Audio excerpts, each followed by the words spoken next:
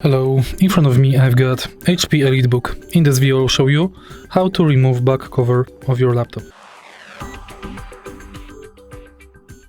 In order to remove back cover of the laptop, firstly disconnect charger and USB dongles, prepare screwdriver, and now unscrew all of these screws.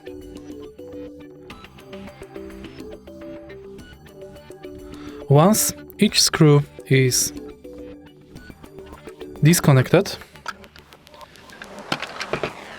prepare some thin tool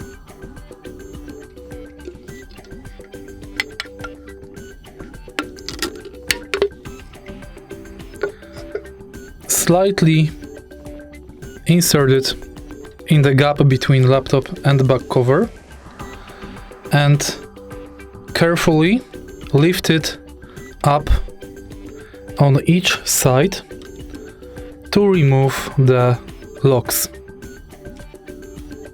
Once it's done, you can freely lift the back cover up.